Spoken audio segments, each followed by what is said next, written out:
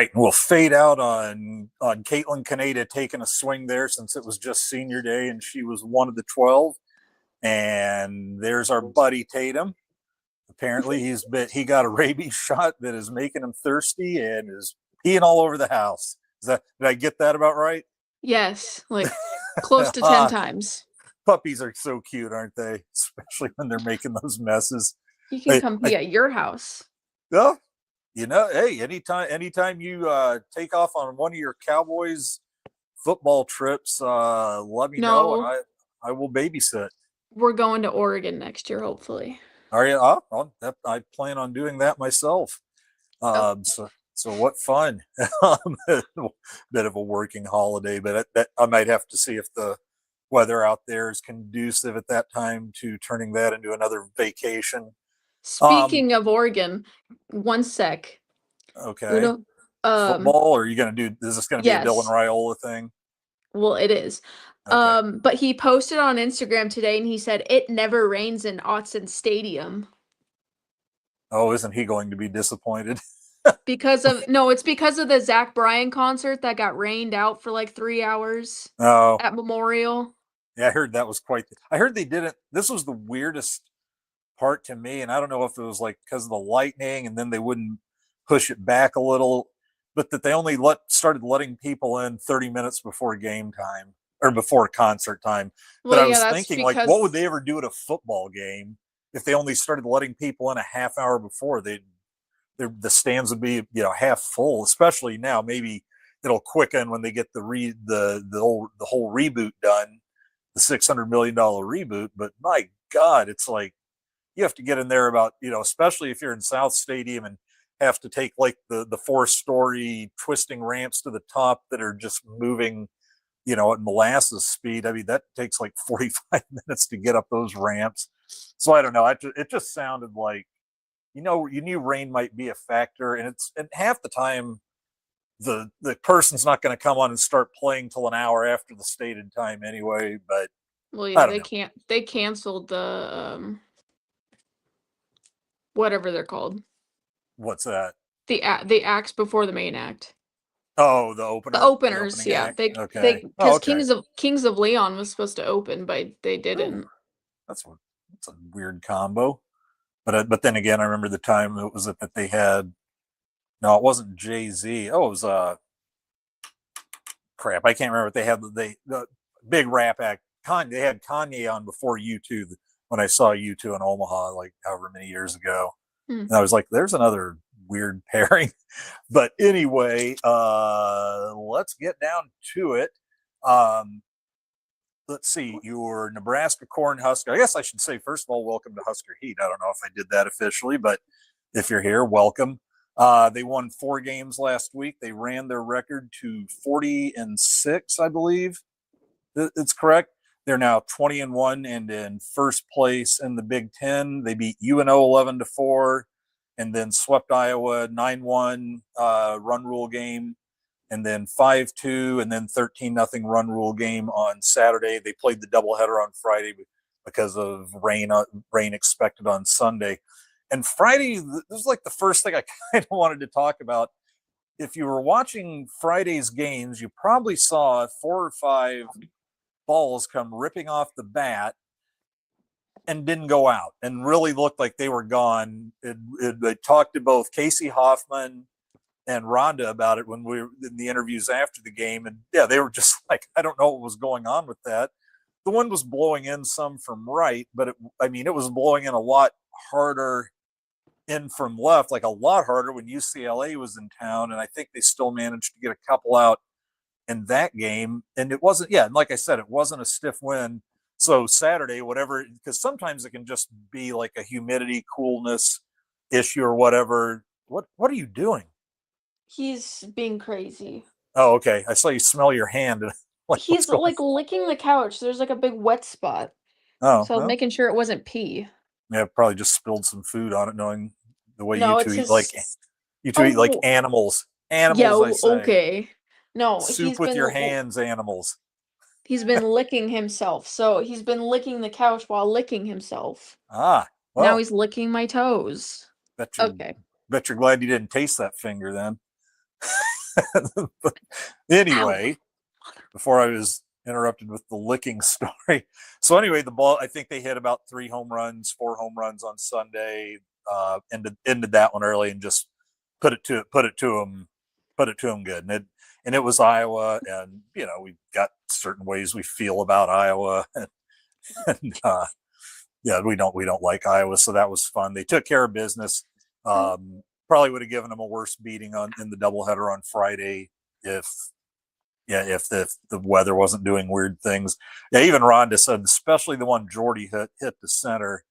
And once the second game started, every time somebody hit one deep, and the crowd would start oohing and eyeing, and I'm like, nope, not today. It's just the way it is. A lot of balls caught on the warning track on Friday. But anyway, they move into first place. Well, they were already in first place. They now lead, and here's the situation. It is basically all in their hands. They control their own destiny here. Let's see. Let's get the standings up real quick. So there they are. They're 20-1. UCLA is 1 game back at 19-2, but they're really 2 games back since we hold the tiebreaker for head-to-head. Beat them 2 out of 3. And then back at Oregon, back at 3, you have Oregon and 18-3 to play both those teams the last 2 weekends, and they both got swept both weekends. They've lost 6. They are out of it. So here's how they can do it. When 2 games or more, when 2 out of 3 from Penn State, they're the conference champs, and that's it. And Penn State hasn't beaten a ranked team all season. They've only played 6. They only played 3 and out of conference. They played a very weak out of conference schedule, and we'll see their stats. And so they got them padded a little. But then the only ranked team they've played in conference is Oregon. They got swept there. They did give them one, the Sunday game. Was a close one, 6-5. But then the others, they lost 8-2, 10-1. And so now, if UCLA sweep, we'll have to win the 2 if UCLA sweeps. They're playing Oregon. That's the thing. UCLA and Oregon, both in reach. UCLA can win it either by sweeping Oregon, and then we only win 1 of 3, or if they win 2 out of 3 against Oregon, and we only win 1 of 3 against Penn State. So that was confusing. Yeah, if we get swept, I'm sorry, if we get swept by Penn, if they win 2 out of 3 and we get swept by Penn State, then UCLA would win. Or if they sweep and we only win 1 out of 3. Oregon, the only chance they have is to sweep UCLA and then have Penn State sweep us. So yeah, and these guys, UCLA and Oregon, I don't think we're going to see a sweep there. That feels like one that's going to be a best. Somebody's going to win 2 out of 3, but we basically win 2 out of 3 against Penn State. We've won the conference. We don't want to do anything but sweep Penn State because we don't want to jack around with the RPI, and we'll get to that in a minute because we're looking pretty good there. But yeah, we are in the driver's seat. We control our own destiny. We just go out and win the first 2, and we're good. We're the champs. Let's see what else. Okay, yeah, let's get to the rankings and the RPI because things are settling there. In the On3 Softball America, since Oklahoma, not Okie State, since just plain Okie swept Georgia, who's number 15, I believe.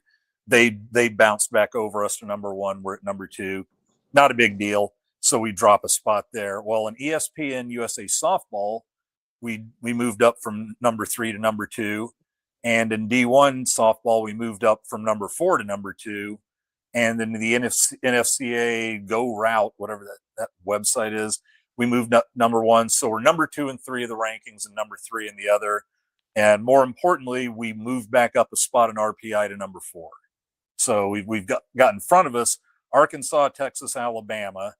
Oklahoma in the regular rankings is number 1 in all 4 polls. And kind of odd about that is they played a very weak out of conference schedule. And so they're number 6 in RPI, but number 1 in all the polls.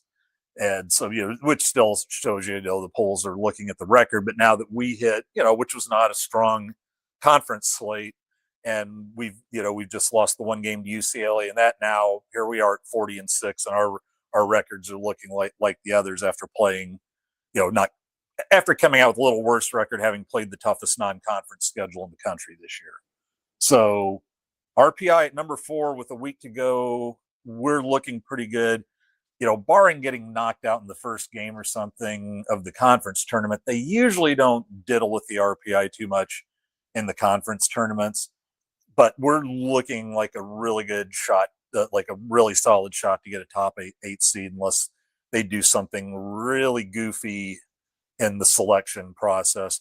And now I was looking at some of my notes from last year, and one good thing, like, when the college football playoff, that guy comes up from committee, he's sweating, he's stammering, he's trying to justify the weird stuff they've done.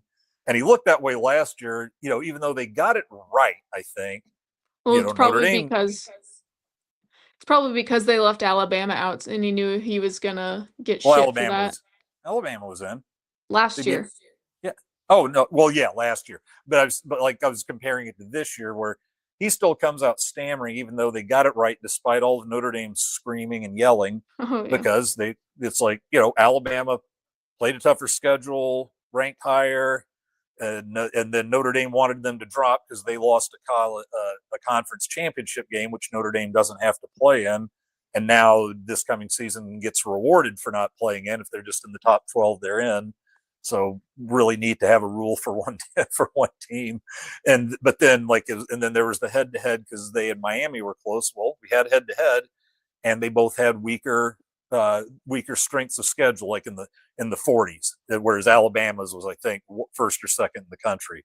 So given everything, I think they got it right, but they've definitely not gotten it right at times.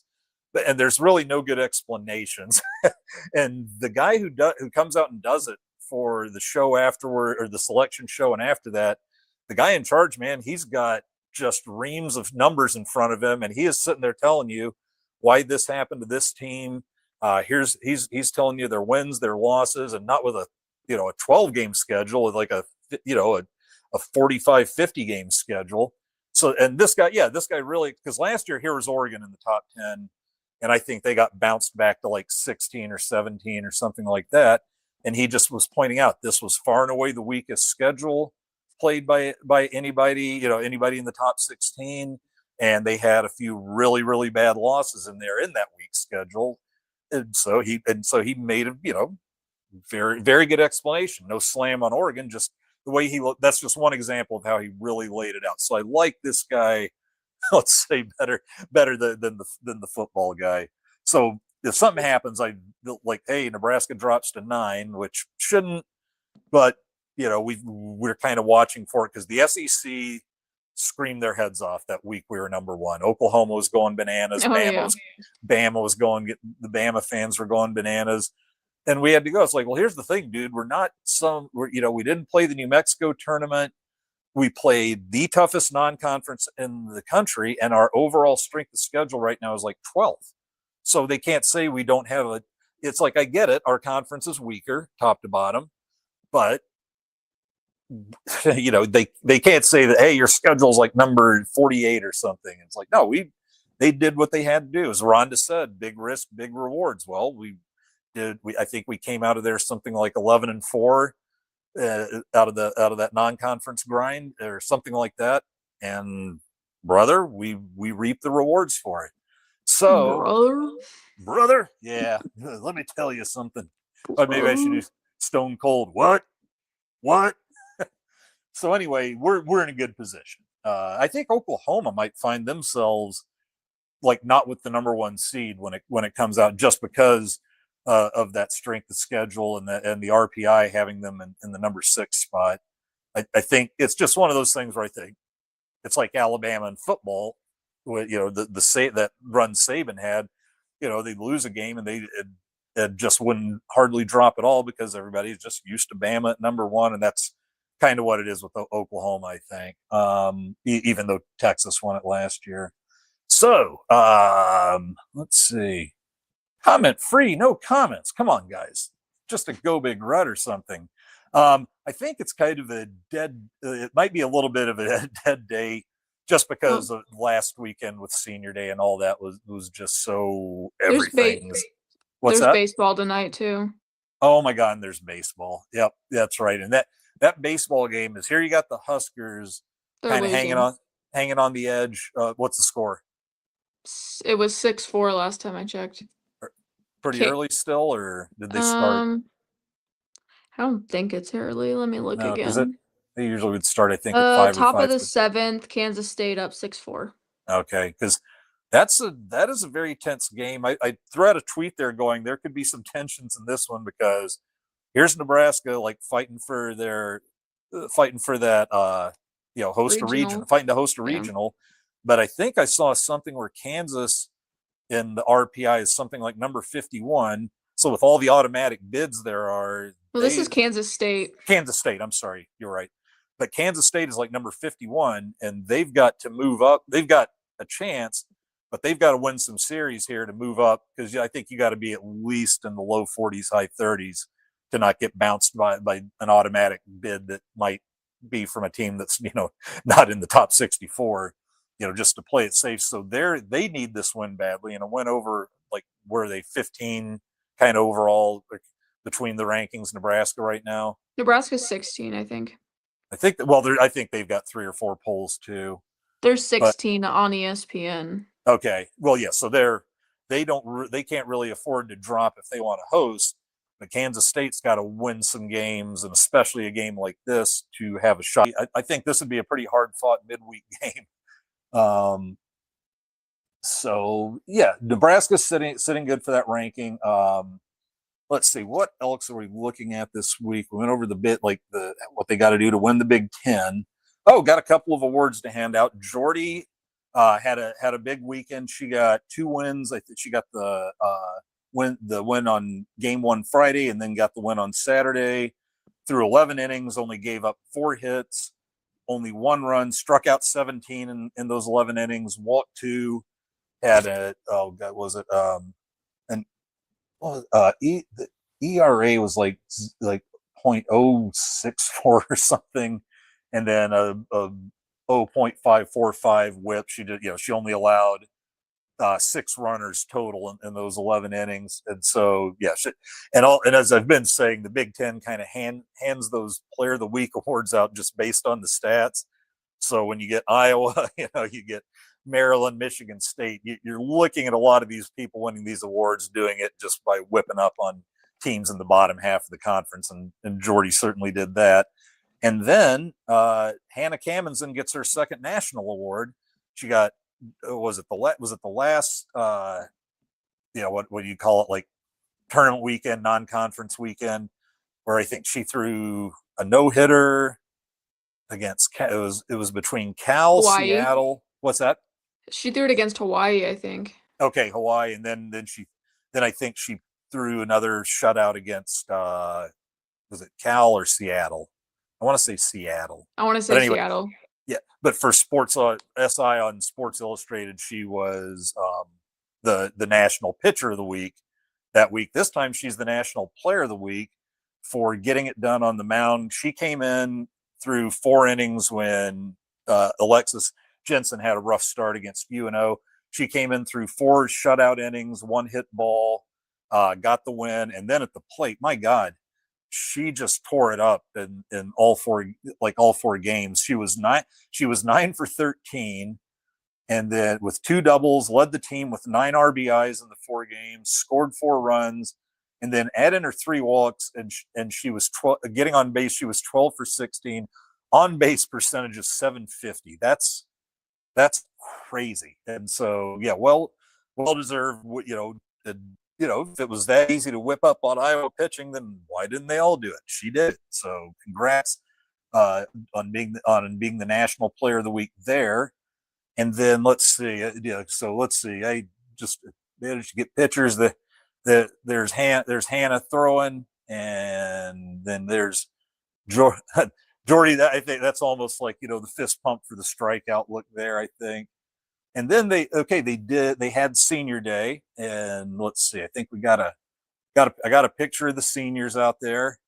12 seniors. That's almost half the team. Mm-hmm. I don't want to worry about the rebuild. And now they are doing the 5-for-5. It sounds like they're going to vote again on the 5-for-5. Just you get 5 years to play, and if you play all 5, fine. But there's like red shirts are gone. I can't see medical red shirts completely going away, but we'll see. Let's just say I don't think it's gonna. It might pass smoothly, but it's I saw gonna go. It might not. Well, they voted it down once already. Yeah, but now that they're, I wouldn't. Jamarcus I saw everybody like Jamarcus. Yeah, that's what they're doing. Is that it starts after this year. So anybody that's played whose eligibility ran out this year is done and can't come back and get another year. Where it's going to get interesting is that they're saying there's going to be no grandfathering at all. So that means whoever's playing right now can't be a 5-for-5 player. They're just saying, I guess, next year's incoming, it starts with next year's incoming class. I guarantee you that's going to court, and I would bet heavy on the NCAA losing that one, because that would just be too weird to have like most of the roster except for like next year, all the roster except for incoming recruits in all sports, playing it under different rules. That would seem to be odd. I would think that it will end up being it'll end up being there for the new recruits and everybody who is still active as of next year. Will the ones I don't really what? understand this 5-for-5 thing. Like, what's the like? It just means you've got 5 years to play, and if you're healthy all 5 years, play all 5 years. But then there's no red shirting. So your clock starts when you you play. Your season starts. Your clock starts when you're on the team. You can't. If you want to sit them out for a year, great. But now you like the red shirt. But now they got 4 years left. You can't like red shirt 1 year and then your clock starts when you step on the field. Because that's like a red shirt rule, and the way I understand it is just regular red shirting will be done and over with. So, and it'll be for all. How I feel about that. Well, and it'll be for all sports, not just the special football, because that's the thing, is if they drag their feet any longer on football players get to play 4 games and still call it a red shirt, but and it's not just the women's sports, but you kind of focus on that because you got volleyball, softball, that they're kind of like, well, this is bullshit. And again, it's like a lot of this, it's kind of the way I feel about players not getting paid, can't transfer and all that. Well, it's like, well, why the hell do these guys get special red shirt rules other than it's the biggest money sport there is?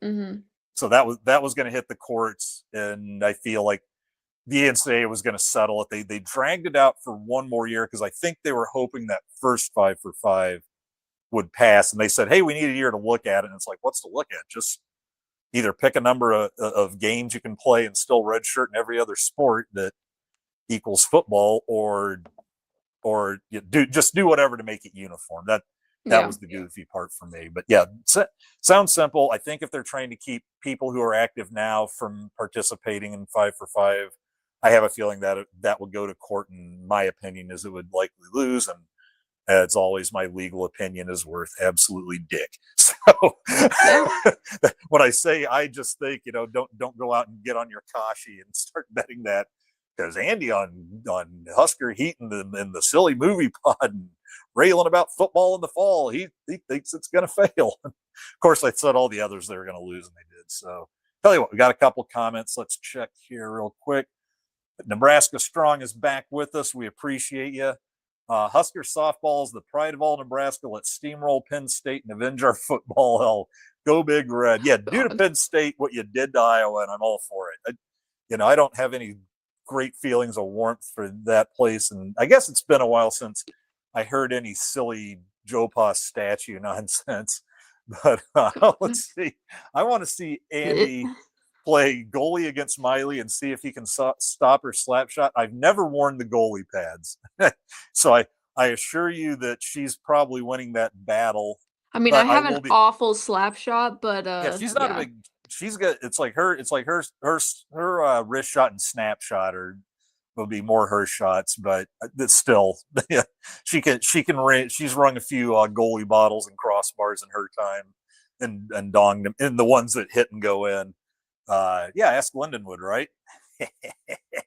Yeah, I would lose. I would lose that battle. I would win in the end because after she potted a few on me, then I would just be leaving that crease early and using the lumber to take her out when she's working on Okay, shot. you'd have to catch me.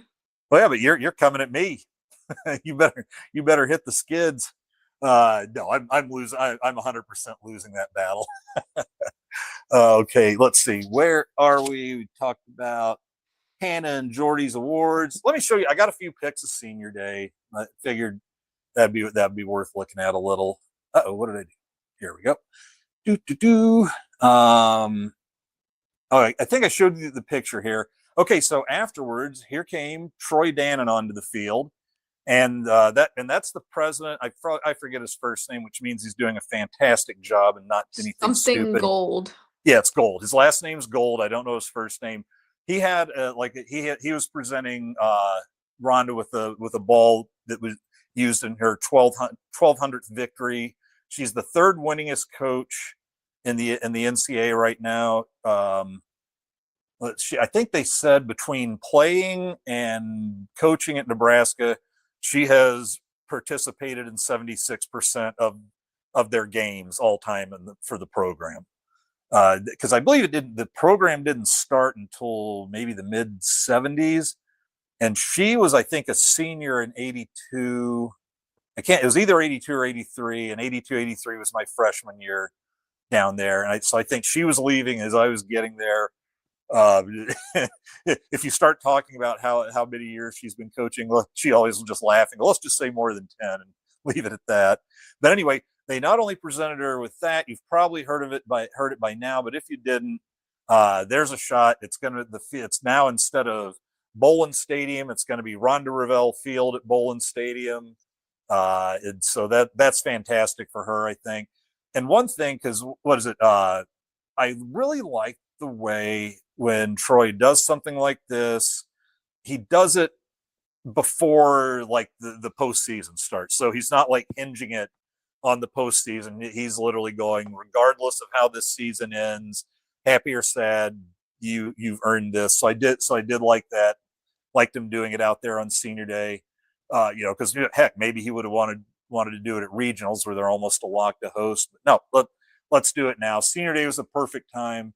Were the girls happy? You tell me that the tears were flowing. There's Jordy hugging her, and yeah, they went pretty bananas when when that banner came down, and there was the group hug.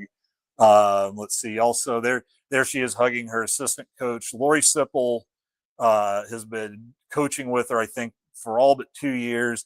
Lori Sipple's like very quiet assistant head coach, media wise. One time I just went up to ask her about like 2 years ago when they went from like 3 pitchers and one got injured to having 5 on staff, and she's like, I don't really like to answer questions. And I talked to her. I said, this is just a quick one about pitching, and she was very nice and talked to me for a little bit. But she's actually had, I believe, she holds all kinds of pitching records. I think her career ERA is well under 1. She pitched when the circle was, or the rubber was only 40 feet away, and then they moved it back, I think, to 43 and a half. I believe that's the correct distance now. If it's not, feel free to correct me in the comments. I have a score update. Uh-oh. What do we got? Catching up? Tied 6-6. Yeah, take that, Wildcats. Okay. But anyway, Lori Sipple, that's what I was talking about. And she's from Canada, but has basically, I think, except for a year or two, has basically been in Lincoln since she got there on campus, because she was hired, like, I think 2 years later, something like that. I can get the numbers specific. I used to know them. If I'm not correct 100%, I'm pretty close. And so she's just made Lincoln her home. But she also, at one point in the Olympics, coached Canada's softball team, and I believe won a bronze medal coaching Team Canada. So she's one that could probably have hired out anywhere else she wants, but just her and Rhonda have a real bond and loves Lincoln, loves the Huskers. So yeah, if you ever meet Laura, you might thank her. Coach Sipple, you might thank her for her service. Great gal, great coach. Let's see. And so there's the little shot of this. There's all 12 of your seniors on the scoreboard. I'll see if it'll download to Twitter. I got Rhonda had a message. They had a little highlight reel where she had a message for all 12 of the seniors. So I'll see if it's not too big to load on there. I didn't check the time yet, but I'll try and get that up. If you get a chance when that's posted, check it out. It was pretty neat. And then just watching their reactions when they heard what she was saying about them. This is one. I mean, her teams are always pretty tight, but gosh, with 12 seniors, this is just a really tight team that plays for each other. They really do. There's a good shot. There's a good shot of her with the gals from a different day. I think that did I have any others? No, that might have been the bit that I just kind of wanted to pick 4 or 5 of the best there. So good for her. Senior day was fun. And congrats on her getting the field named after. And then one thing, like we talked last week, Jordy Ball has opted out of the draft.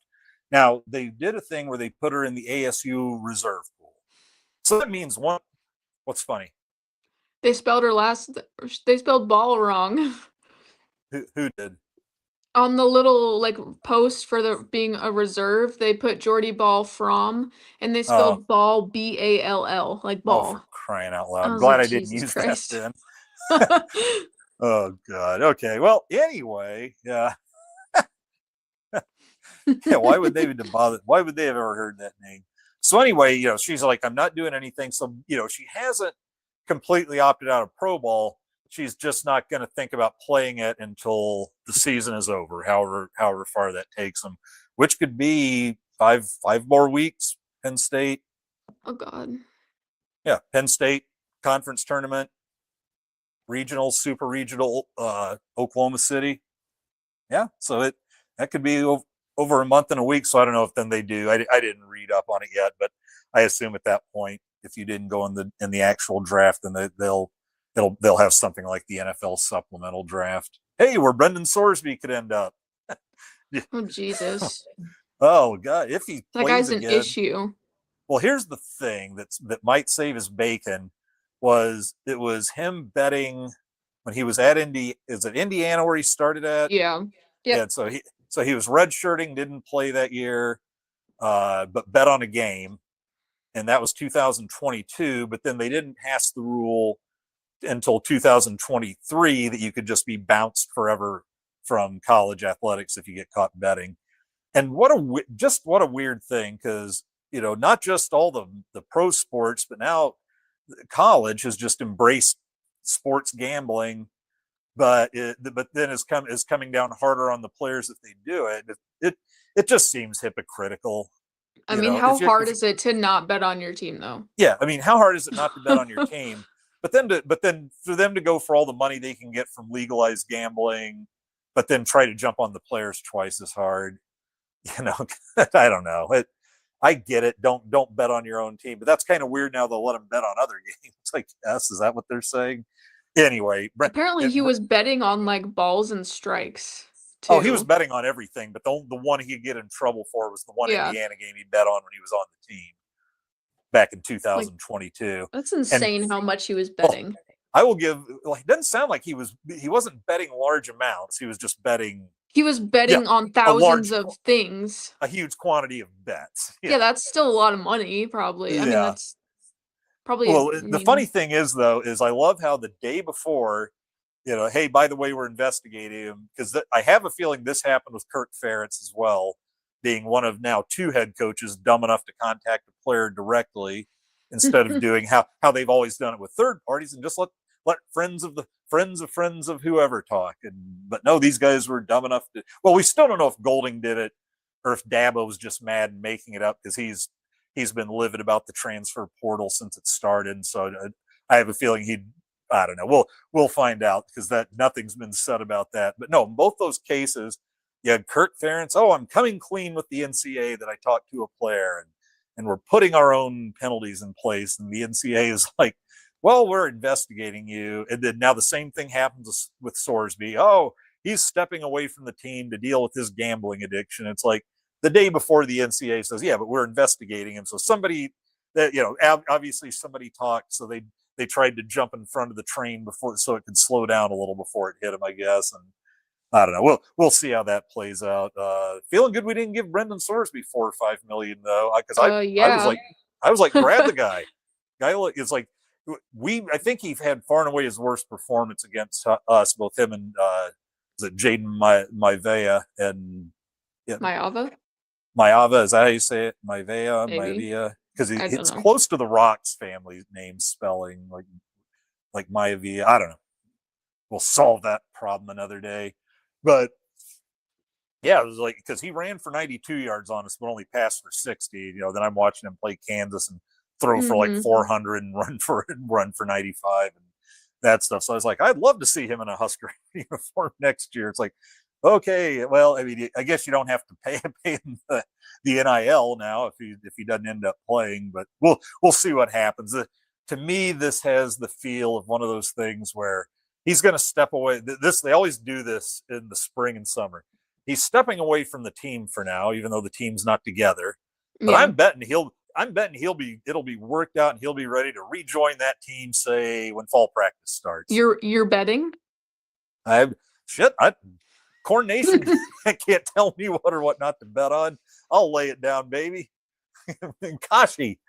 I haven't gone on Kashi yet. But yeah, what the hell is Kashi? You can just it's some sort of thing where you can just pretty much go in and I know what it is, but it's ridiculous. Yeah, it's for the truly diseased. I love it.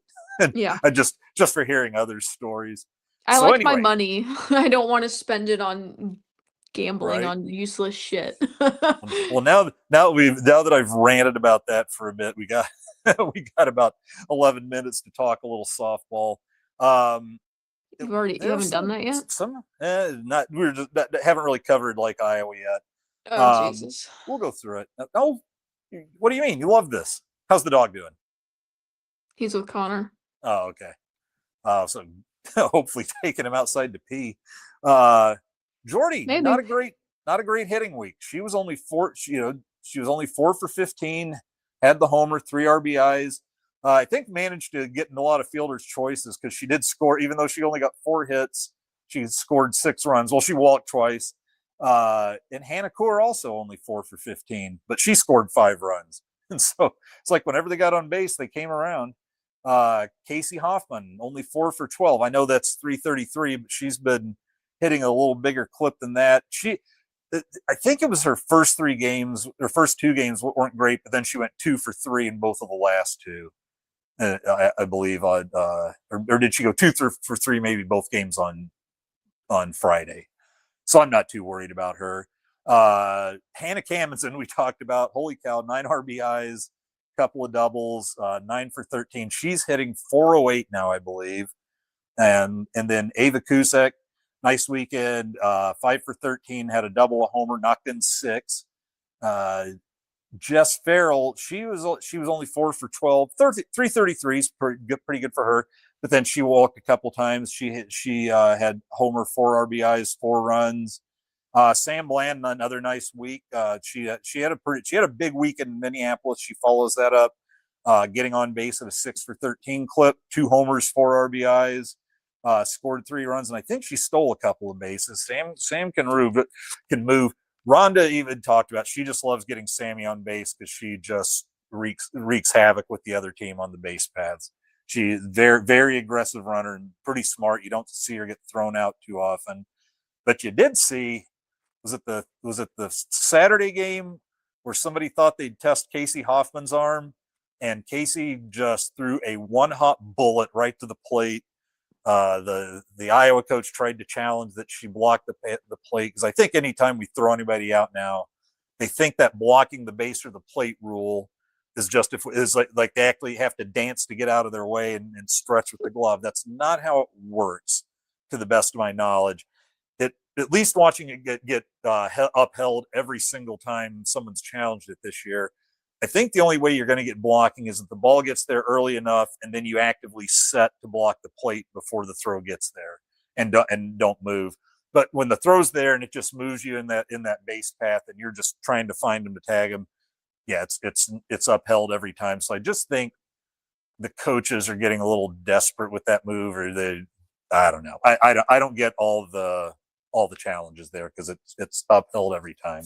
But yeah, just a bullet throw from that's got to make about 15 people they've thrown out at the plate this year. It feels like 10 to 15, I guess. They've got some arms in center field. Coors got a hose. Hoffman's got a hose.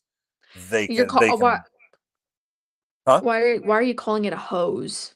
They've been calling someone with a strong arm. They've been calling that he's got a hose, she's got a hose for decades. I have never heard that before. Well, you've heard it now. Okay. Deal with it. Interesting. Take your dirty mind elsewhere. That's not what I was thinking. Oh, I'd be stunned. And then Lauren Kamenzen, she takes 4 walks this week, and she only goes, she goes 3 for 9 at the plate, solid. But then walks 4 times for a on base percentage over 500. She knocked in a couple, scored 3. I want to call out Alina Felix because she got a pinch hitting shot on Friday and delivered a hit, and then she went 1 for 3 when she got a start on Senior Day. And the coolest thing about Senior Day for me was had the big lead on Iowa. We're up 10-0, and so who was it? They pinch hit. Was it Kaneda was in the middle? Felix, and was the first Talia Tokheim. Yeah, Talia Tokheim comes up first, rips a shot. Kaneda comes up. Poor Kaneda got a little stunned at the plate. I think took it like a little elbow to the head, and she was a minute getting up. Was it? No, it was to the arm. Was it to the arm? Okay, yeah. she was down for a second. Anyway, I don't want to go all through that, but she got a little dinged up on one play, and then she got plunked. So she takes first, and then Alina Felix comes up, gets a hit. So all 3 got on base, and then all 3 score for the final three runs there. So that was pretty neat to see the 3 seniors who don't normally play that much all get in there, all deliver, and all score. So it's very cool. Congrats, ladies. And then for the pitching, we talked about Hannah talked about Jordy, and then Alexis. Even though she had a little rough outing against UNO, came back, pitched well against Iowa. She ended up with a win. She gave up 4 earned runs in 10 innings for a 2.80 ERA. Only allowed how many 9 hits, 4. So only allowed 13 base runners in 10 innings. Solid work considering the first outing, and got the win. Jordy got 2 wins, and Hannah got the other one. Their team ERA for the weekend was 1.40, and their WHIP, their walks and hits to innings pitch ratio 0.840. This pitching staff is killing it. It's one of the best in the country, if not the best. And I would dare any other team to show that they've got 3 pitchers who can hit, like like Jordy, like Lex, and like Hannah. Those 3, you will not. I don't think you'll find another staff with 3 pitchers who all hit like they do. 2 of them are over 400. Lex has been at 400. I think she's kind of dropped back a little. She's hitting like I think about 330 still though, 330, 340. So yeah, there's something else. All right, so let's zip through Penn State here. Penn State is 32-17. They're 11-10 in the Big Ten, and they're tied for 8th. And they're basically winning the series they should, but can't win any series they shouldn't. They played Tennessee twice, lost 4-1, 3-1, and they were number 1 at the time, and then number 11 Virginia Tech at the time, lost to them 7-6. Played Oregon, who I believe is number 18 right now, got swept. We talked about that. So they're 0-6 against ranked teams. Their RPI is 78. So even though they've got that 32-17 record that looks good, the level of competition hasn't been great. So they're not up there in the 40s with some of the other teams ahead of them in the conference standings, even though they've got a better record. Against the rest of the conference, they lost 2 out of 3 to Wisconsin. They swept Rutgers and they swept Maryland and they swept Illinois. So they swept the bottom half teams, but lost 2 out of 3 to Wisconsin, got swept by Northwestern, and lost 2 out of 3 to Ohio State. So they're batting 304 as a team. They've got some good hitting. We've hit 80 homers. They've hit 76. We're hitting 338 now to their 304. We've really brought that batting average up against the lower part of the Big Ten there. They're a running team. They've stolen 58 bases and 71 tries. But once again, here's the difference in pitching. Their ERA is 4.02. Our team ERA is 1.94. Their ratios 1.470. Ours is 1.038. And this is strikeouts to walks is where we just murder everybody. Theirs is better than some that we've played. They've struck out 278, walked 138. So at least they've barely got that 2-to-1 strikeout to walk ratio going. Ours is 380 to 76. We're up there at like 5-to-1, something like that. So look out, hitting wise, look out for Allison One Acre. Interesting name, One Acre. Hits 388, on base 519. They've got some girls with eyes on this team. Their on base is actually higher than ours. Ours is 421, and despite hitting 34 points higher, their on base percentage is 431. They've got a couple girls that have close to 40 walks, almost a walk a game. And so you've got Allison One Acre with her 519 on base. They've got Michaela Barbanente, and she's hitting 295, but has an on base of 466. I think they're going to have a harder going just because of the control that Jordy and Alexis have. Let's see.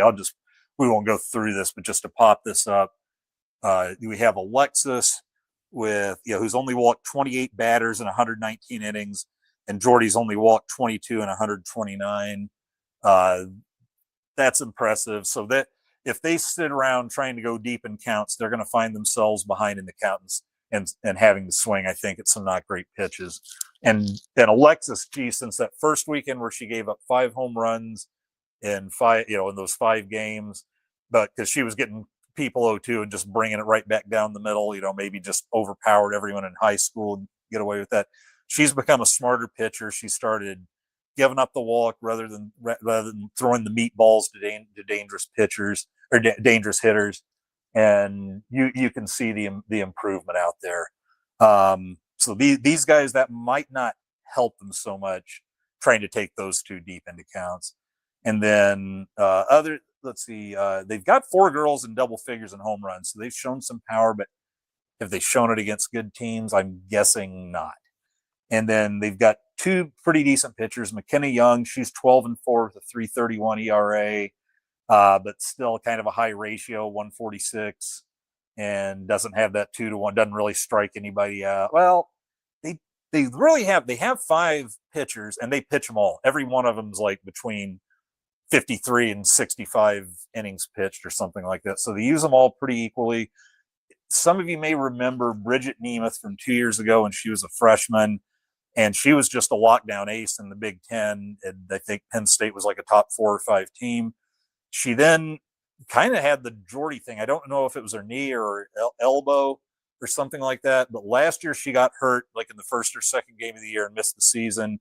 She's not back. She's pitching. She's pitched 60-something innings. She's getting starts, but her ERA is 4.91. She's allowing hits. She's walking batters. So she might be – that makes me think it was an arm injury, and she's still kind of recovering from it this year, and they just have to – let her pitch through it and see if she can find her way back.